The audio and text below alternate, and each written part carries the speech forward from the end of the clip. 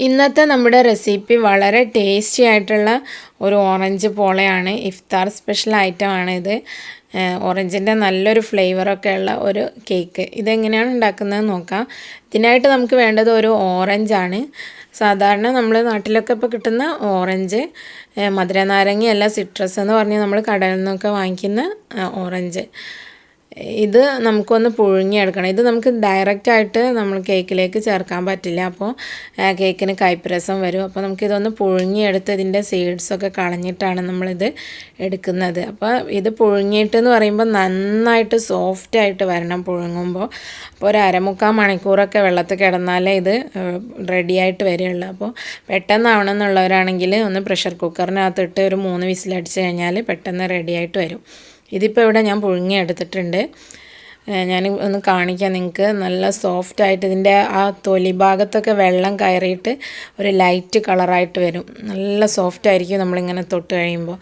അങ്ങനെ ആയിട്ട് വരണം. എന്നാലേ നമ്മളിത് പോളയിൽ ചേർത്താൽ പോളയ്ക്ക് കയ്പ്പ് രസം ഇല്ലാതിരിക്കുകയുള്ളൂ.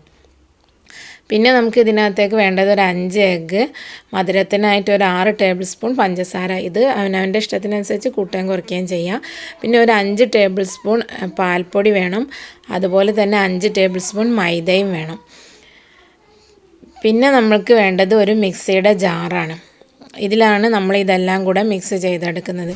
അതിന് മുൻപായിട്ട് നമുക്ക് ഈ ഓറഞ്ചിനകത്തുള്ള സീഡ്സൊക്കെ ഒന്ന് റിമൂവ് ചെയ്യണം. അതിനായിട്ട് ഞാൻ ഓറഞ്ച് ഒന്ന് കട്ട് ചെയ്ത് കാണിക്കാം എങ്ങനെയാണ് ചെയ്യേണ്ടതെന്ന്. സീഡ്സ് മാത്രമല്ല, അതിൻ്റെ അകത്ത് കാണുന്ന കുറച്ച് ഹാർഡായിട്ടുള്ള ആ പോർഷനും കൂടെ ഒന്ന് റിമൂവ് ചെയ്തെടുക്കണം. അതിനും കയ്പ്പ് രസം ഉണ്ടാവും. അപ്പോൾ ഇതുപോലെ സീഡ്സ് കട്ട് ചെയ്ത് കളയുക. അതുപോലെ ഇതിൻ്റെ ഈ സെൻട്രലായിട്ട് കാണുന്ന ഈ ഹാർഡ് പോർഷൻ ഉണ്ടല്ലോ, അതുകൂടെ നമ്മൾ റിമൂവ് ചെയ്യണം. അതിനും എത്ര പുഴുങ്ങിയാലും ഒരു കയ്പ്പ് രസം ഉണ്ടാവും. അപ്പോൾ അതുകൂടെ നല്ലതുപോലെ ഒന്ന് റിമൂവ് ചെയ്താൽ ഇത് നമുക്ക് ഡയറക്റ്റായിട്ട് പിന്നെ നമുക്ക് കേക്കിനകത്തേക്ക് ചേർക്കാം. അപ്പോൾ കേക്കിന് നല്ലൊരു ഫ്ലേവർ കിട്ടും. അപ്പോൾ ഇതുപോലെ മുഴുവനായിട്ട് നമുക്ക് ഇതിനകത്തുള്ളത് റിമൂവ് ചെയ്യാം.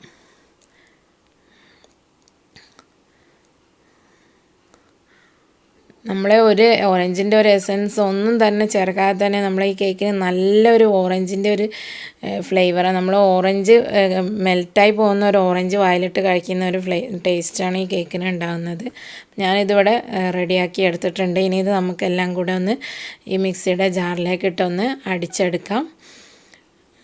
ഞാനിപ്പോൾ ഓറഞ്ച് ഇതിനകത്തേക്ക് ഇട്ടിട്ടുണ്ട്. ഇനി നമുക്ക് ഈ 5 എഗ്ഗ് കൂടെ ഇതിനകത്തേക്കൊന്ന് പൊട്ടിച്ചൊഴിക്കാം. ഇനിയിപ്പോൾ ഞാൻ ഇതിനകത്തേക്ക് മധുരത്തിനായിട്ട് നേരത്തെ പറഞ്ഞതുപോലെ 6 ടേബിൾ സ്പൂൺ പഞ്ചസാരയാണ് ചേർക്കുന്നത്.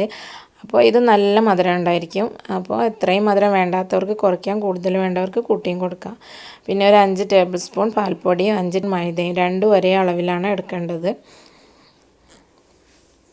പിന്നെ ഒരു നുള്ളു ഉപ്പ് കൂടെ ചേർത്ത് കൊടുക്കുക. ഇത് എല്ലാം കൂടെ വരുമ്പോൾ ഒരു നമ്മൾ വെള്ളത്തിനകത്തിട്ട് പൊങ്ങിയെടുത്തതാണല്ലോ, അപ്പോൾ ഒരു വെള്ളത്തിൻ്റെ ഒരു ചുവ ഉണ്ടാവും. അത് മാറിക്കിട്ടാനാണ് ഒരു നുള്ളു ഉപ്പ് ചേർത്തത്.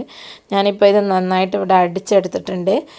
ഞാനിത് ഉണ്ടാക്കുന്നത് ഒരു 7 ഇഞ്ചിൻ്റെ സോസ് പാനിലാണ്. അപ്പോൾ നിങ്ങൾ ഉപയോഗിക്കുന്നത് കുറച്ചുകൂടെ വട്ടം കൂടിയ പാത്രമാണെന്നുണ്ടെങ്കിൽ അതിനനുസരിച്ച് നമ്മൾ എടുത്തിട്ടുള്ള ഇൻഗ്രീഡിയൻസിൻ്റെ അളവൊന്ന് കൂട്ടി കൊടുക്കണം.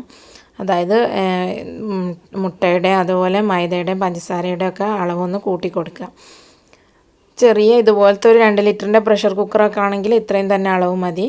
ഇതിപ്പോൾ ഞാൻ പാനൊന്ന് ചൂടാക്കി ഇതിലേക്ക് ഒരു 1/2 ടീസ്പൂൺ നെയ്യ് ഒഴിച്ച് കൊടുത്തിട്ടുണ്ട്. നെയ്യൊക്കെ വളരെ കുറച്ച് മതി. ഒന്ന് ചുറ്റിച്ച് കൊടുക്കുക. ഇനി ഇതിനടിയിൽ ഒരു പാത്രം വെക്കുന്നുണ്ട്. ഞാനിത് പെട്ടെന്ന് കരിഞ്ഞു പോവാതിരിക്കാനാണ്. ഇനി നമുക്ക് നമ്മൾ അടിച്ച് വെച്ചിട്ടുള്ള ആ ബാറ്റർ ഇതിലേക്ക് ഒഴിച്ച് കൊടുക്കാം. ഇനി ഇതൊന്ന് അടച്ച് വെച്ച് നമുക്ക് ഒരു 25 മുതൽ 30 മിനിറ്റ് വരെ ഒന്ന് ബേക്ക് ചെയ്തെടുക്കണം. ലോ ഫ്ലെയിമിലാണ് ബേക്ക് ചെയ്യേണ്ടത്. ഇനിയിപ്പോൾ നിങ്ങൾ വെരി ലോ ഫ്ലെയിമിലാണ് ചെയ്യുന്നതെങ്കിൽ ഒരു 50 മുതൽ 55 മിനിറ്റ് വരെ സമയമെടുക്കും. അങ്ങനെ ആകുമ്പോൾ ഒട്ടും തന്നെ കരിയാതെ മുകൾ ഭാഗവും താഴ്ഭാഗവും ഒരേ കളറിലായിട്ട് നമുക്ക് കിട്ടും. ഇപ്പോൾ ഞാനിത് ലോ ഫ്ലെയിമിൽ വെച്ചിട്ടാണ് ചെയ്യുന്നത്. അപ്പോൾ ഒരു 25 മിനിറ്റ് കഴിയുമ്പോൾ നമുക്കിതൊന്ന് ചെക്ക് ചെയ്ത് നോക്കാം റെഡി ആയിട്ടുണ്ടോ എന്നുള്ളത്. അപ്പോൾ ഇതിവിടെ ഒരു 25 മിനിറ്റോളം കഴിഞ്ഞിട്ടുണ്ട്. നമുക്ക് നോക്കാം. ഇത് ഒന്ന് നൈഫ് വെച്ചൊന്ന് ചെക്ക് ചെയ്ത് നോക്കാം റെഡി ആയിട്ടുണ്ടോയെന്ന്. നൈഫ് ക്ലിയർ ആണെങ്കിൽ ഇത് റെഡി ആയിട്ടുണ്ട്. ഇപ്പോൾ നൈഫ് ക്ലിയർ ആയിട്ടാണ് വന്നിട്ടുള്ളത്. അപ്പോൾ നമുക്ക് ഫ്ലെയിം ഓഫ് ചെയ്യാം. ഇനി ഇത് തണുത്തതിന് ശേഷം നമുക്കൊന്ന് പ്ലേറ്റിലേക്ക് മാറ്റാം. ഇപ്പോൾ തണുത്ത് കഴിയുമ്പോൾ ഇതിൻ്റെ സൈഡെല്ലാം നല്ലതുപോലെ വിട്ടിട്ട് വരും. ആ സമയത്ത് നമുക്കിത് പ്ലേറ്റിലേക്ക് മാറ്റാം. അപ്പോൾ ഇത് കണ്ടോ, അടിയൊന്നും അധികമൊന്നും കരിഞ്ഞിട്ടൊന്നുമില്ല, ഒരു ഗോൾഡൻ കളറായി വന്നിട്ടേ ഉള്ളൂ. അപ്പോൾ ഇനി ഞാനിതൊന്ന് കട്ട് ചെയ്ത് കാണിക്കാം എങ്ങനെയാണ് ഉള്ളതെന്ന്. നമ്മൾ കടലപ്പരിപ്പ് പോളയൊക്കെ തയ്യാറാക്കുന്നത് പോലെ നല്ല സോഫ്റ്റായിട്ട് വായിൽ മെൽറ്റ് ചെയ്ത് പോകുന്ന അത്രയും ടേസ്റ്റി ആയിട്ടുള്ള, നമ്മൾ കഴിച്ചു കഴിഞ്ഞാൽ നമ്മൾ ഒരു ഓറഞ്ച് കഴിച്ചൊരു ഫീലിംഗ് ഉണ്ടാവും നമുക്ക്. നല്ല ടേസ്റ്റിയാണ്.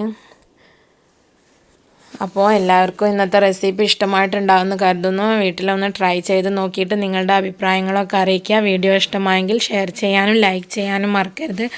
അതുപോലെ ആദ്യമായിട്ടാണ് എൻ്റെ വീഡിയോ കാണുന്നതെങ്കിൽ ചാനൽ സബ്സ്ക്രൈബ് ചെയ്യാനും മറക്കരുത് കേട്ടോ. ഇൻഷാ അല്ലാഹ് ഇതുപോലെ എളുപ്പത്തിലുള്ള മറ്റൊരു വിഭവമായിട്ട് നെക്സ്റ്റ് എപ്പിസോഡിൽ കാണാം. Thank you for watching.